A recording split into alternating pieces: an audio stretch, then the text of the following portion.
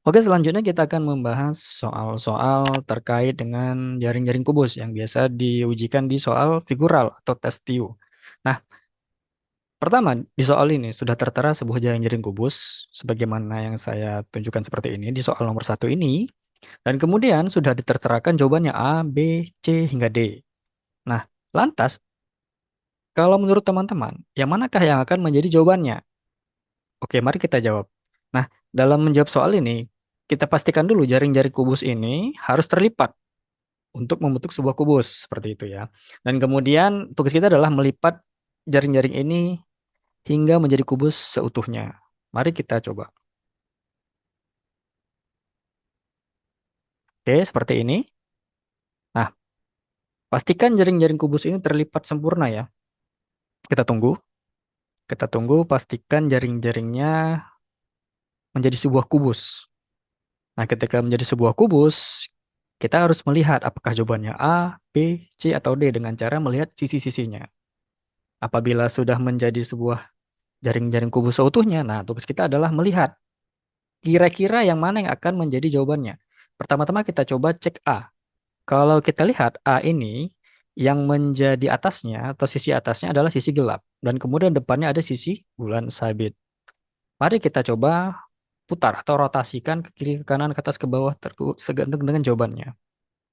Kita putar perlahan seperti ini, seperti ini. Oke, sudah kelihatan ya. Atasnya adalah sisi gelap. Dan kalau kita lihat, oke, nah, apakah sudah sesuai dengan jawaban A? Belum. Karena sisi depannya adalah tanda arah atau tanda panah seperti itu ya ke kanan. Dan tugas kita selanjutnya adalah mencoba untuk memastikan sisi bulan itu berada di kiri dan dia berada di kanan saat ini. Oke, kita coba putar ke kiri. Oke, kira-kira sudah sesuai atau belum? Kalau sudah melihat ini. Sudah sesuai ya. Nah, namun sisi bulannya malah menghadap ke kanan. Bulan sabitnya maksud saya ya. Dan sementara kalau soalnya menghadap ke kiri. Dan kemudian di sisi kanannya ini adalah garis, bukan tanda panah ya. Jawabannya A salah. Selanjutnya kita coba cek jawaban B. Jawaban B ini ya. Mari kita putar-putar atau kita rotasikan seperti ini. Kita coba cari yang manakah panahnya di atas. Yang panah agak kurus ya, agak langsing. Oke, nah sudah di atas ya, sudah sesuai. Namun arahnya dia nggak ke sini. Nggak ke kiri, tapi ke kanan. Mari kita coba lagi. Kita coba seperti ini. Oke. Nah, ketika sudah seperti ini, maka kita pastikan apakah dia jawabannya benar. Jawabannya salah ya. Karena ketika panahnya menghadap ke kanan, ini agak menyerong ke kanan ya. Yang di sebelah kiri itu adalah sisi garis, kemudian di sebelah kanan adalah sisi eh, bulan sabit seperti ini, tapi menghadapnya kebalik seperti itu. Nah, selanjutnya kita coba putar lagi hingga garisnya itu sesuai dengan yang C. Oke, apakah sudah sesuai? Nah, kita lihat ya. Nah, jadi C ini salah karena sisi kirinya benar, sisi gelap, sisi yang agak agak dark gitu ya. Dan kemudian sisi kanannya salah. Jawabannya justru malah bulan sabit. Oke, selanjutnya kita coba D. D itu adalah bulan sabitnya di atas ya. Bulan sabit di atas dan sisi gelapnya di kanan. Maka kita coba putar seperti ini ke dalam. Oke, secara perlahan. Oke. Nah, sudah kelihatan jelas bahwa dari soal nomor satu ini jawabannya adalah D. Seperti itu ya. Oke, soal selanjutnya. Soal selanjutnya adalah soal nomor 2. Di soal nomor 2 ini bisa kita lihat di sini ada gambar jaring-jaring juga dan kemudian di sini ada jawabannya. Dan tugas kita adalah memastikan apakah jaring-jaring ini kalau dibuat dalam bentuk kubus akan membentuk gambar A, gambar B, gambar C, atau gambar D. Nah, mari kita pastikan bahwa jaring kubus ini benar-benar merupakan jawabannya di antara pilihan berikut ini. Baik, selanjutnya akan kita lakukan lipatan untuk jaring-jaring tersebut. Kemudian kita bisa merotasinya seperti ini. Oke, kemudian kita lipat seperti ini. Kita lipat. Sudah jelas ya bagaimana bentuk lipatannya. Nah, sehingga nanti akan membentuk suatu kubus secara sempurna. Oke, apabila sudah terlipat seperti ini, maka tugas kita selanjutnya adalah memastikan bahwa jawaban sesuai dengan A sampai D. Nah, kalau kita lihat dari mulai A, B, C hingga D, itu memiliki kesamaan, yaitu kotak yang hitam atau kotak yang gelap itu berada di depan, ya, berada di depan menghadap kita. Bisa dikatakan dia sebelah kiri ya, sebelah kiri atau di depan gitu ya. Jadi saya misalkan berarti di jawaban ini karena kotaknya masih terang, berarti kita putar, putar seperti ini. Belum, belum, dan ternyata belum ada ya. Nah, tugas kita berarti memutarnya ke arah depan atau belakang. Seperti ini. Oke. Nah, seperti ini ya. Dan kalau kita lihat, kotaknya ini sudah biar pas. Oke, seperti ini ya. Ini agak ke depan, ke belakang sedikit seperti ini. Oke. Dan maka yang paling tepat itu hampir mirip jawaban B. Nah, namun kalau kita lihat B-nya salah. Di sebelah kanan ini ternyata lingkaran. Lingkaran gelap. Maka salah B. Selanjutnya kita coba putar ke kiri. Nah, maka lebih mirip jawaban C. Ternyata C salah. Di sini titiknya 4, di jawaban 5. Maka salah. Selanjutnya kita putar lagi ya. Berarti yang titiknya 4. Titiknya 4.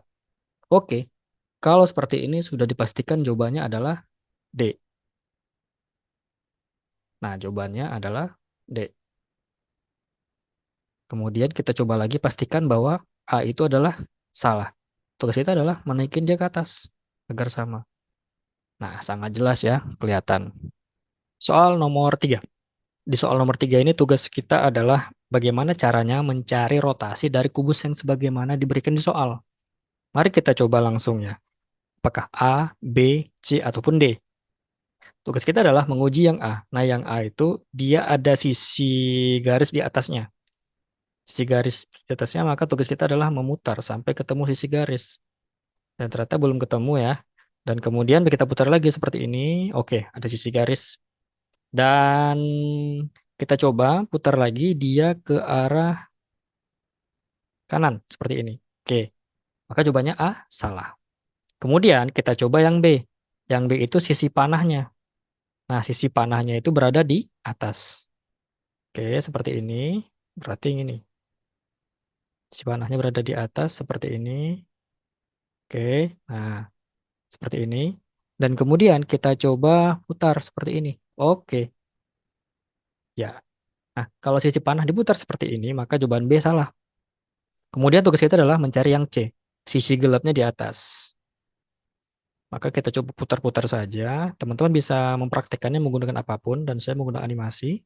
Bisa coba menggunakan kertas. Nah, kalau dilihat yang C itu bisa benar bisa salah, tetapi yang C ini bisa banyak sisi.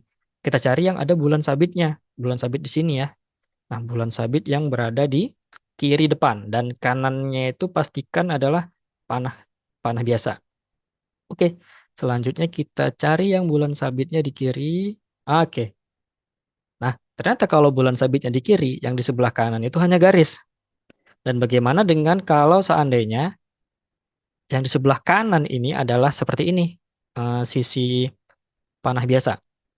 Dan tugas kita adalah mencari panah biasa. Wah, ternyata dari soal ini nggak ada satupun sisi panah yang mencerminkan kedekatan antara ini ya, antara sisi panah ini. Nah, nggak ada. Nah, maka kita cek yang D. Dan ini jawaban terakhir. Apakah benar atau enggak?